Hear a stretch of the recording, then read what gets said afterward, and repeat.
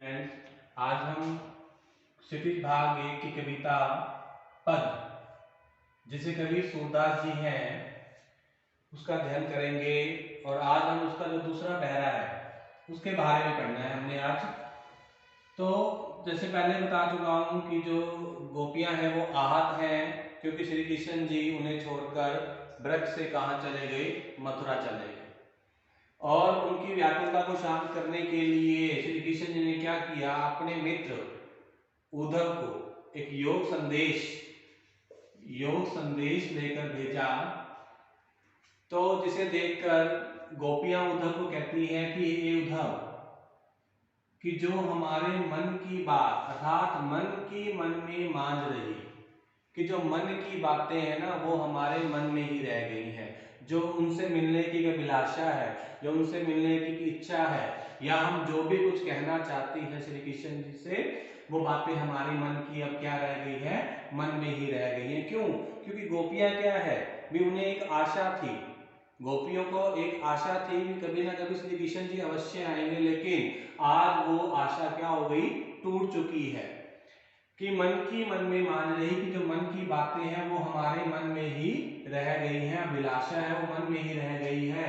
कहिए जाई कौन पे उधो, नाही परत कही, के हे उद्धव कहिए जाई, तो तुम ही कहो कि हम ये बात किसे जाकर कहें। क्या कहती है गोपियां कि हे उद्धव, तुम ही हमें बताओ या हमें किससे जाकर अपनी व्यथा को कहें।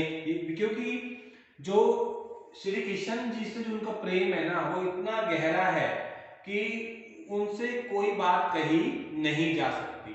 अर्थात क्या है, भी तुम ही हमें बता दीजिए उद्धव कि हम अपनी बात किसको जाकर कहें। अवधि आधार आस आवन की, अवधि एक होता है समय, और इसमें अलंकार अनुप्रास अलंकार का प्रयोग है इस पंक्ति में। तो अवधि अर्थात समय, आधार आस आशा, और आवन आने की, कि अभी तक जब तक उद्धव ज्ञान लेकर उनके पास नहीं पहुंचा था तब तक उनके मन के अंदर एक आशा थी, एक आस थी, आशा थी कि कभी ना कभी तो श्री कृष्ण जी अवश्य आएंगे। इसीलिए उन्होंने अपने तन और मन पर सभी कष्टों को सहन किया है, कि वो हमेशा उनकी प्रतीक्षा में रही है, चाहे अपने मन पे चाहे उन्होंने अपने तन पर सभी कष्टों को सहन किया है। किस लिए किया है? क्योंकि उनकी एक आशा थी कि कभी ना कभी श्री कृष्ण जी अवश्य आएंगे। अब इन जोग संदेशानी सुनी सुनी में पुनरुक्ति प्रकार से अलंकार हो जाएगा। संदेशानी मतलब संदेश, और योग मतलब जो निर्गुण ज्ञान है उनका, कि अब इस निर्गुण संदेश को सुन सुनकर, कौन सा संदेश जो उद्धव उनके लिए लेकर आया है, गोपियों को लेकर आया है, उस संदेश को सुन सुनकर बिरहनी बिरह रही, कि जो उनके व्याकुल की जो व्याकुलता की अग्नि है या विरह की जो अग्नि है वो और तेज हो गई है। कि गोपियां पहले ही जल रही थी उस अग्नि में जो श्री कृष्ण से अलग थी, इसलिए उस अग्नि में वो जल रही थी, लेकिन इस योग संदेश ने क्या किया, उसकी अग्नि को और ज्यादा, उनकी अग्नि को और ज्यादा बढ़ा दिया। चाहती हूती गुहारी जितते उत पर धार बही, कि अगर हम चाहती मतलब चाहना, या चाहती, गुहारी मतलब पुकारना, रक्षा के लिए पुकारती हैं, गुहारी मतलब रक्षा के लिए पुकारना। यदि हम क्या है कि यदि हम अपने रक्षा के लिए किसी गुहार भी करना चाहें या किसी को पुकारना भी चाहें, तब भी क्या है, वैसे का वैसे ही वो धार उस पर बनी रहती है। अर्थात उसको वो हमें उस जो गुहार है या जो हम किसी को अपनी रक्षा के लिए पुकारती हैं, उत पर धार बही।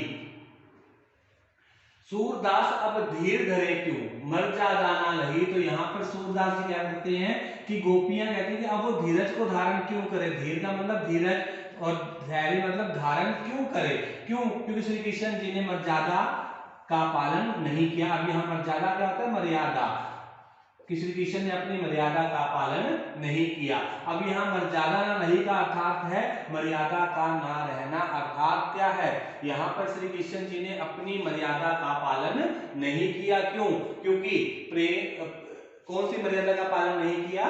प्रेम की मर्यादा का। श्री कृष्ण जी ने किस मर्यादा का उल्लंघन किया है? प्रेम की मर्यादा का उल्लंघन किया है। और प्रेम की मर्यादा होती क्या है कि जब एक प्रेमी और प्रेमिका अपने प्रेम का निर्वाह एक दूसरे से करते हैं। लेकिन यहाँ श्री कृष्ण जी ने अपने प्रेम का निर्वाह नहीं किया, केवल गोपियां ही श्री कृष्ण से प्रेम करती है, उनकी भक्ति करती है। इसलिए सूरदास जी कहते हैं कि अब जो गोपियां हैं वो धीरज को धारण क्यों करें? क्योंकि श्री कृष्ण जी ने अपनी मर्यादा का पालन नहीं किया।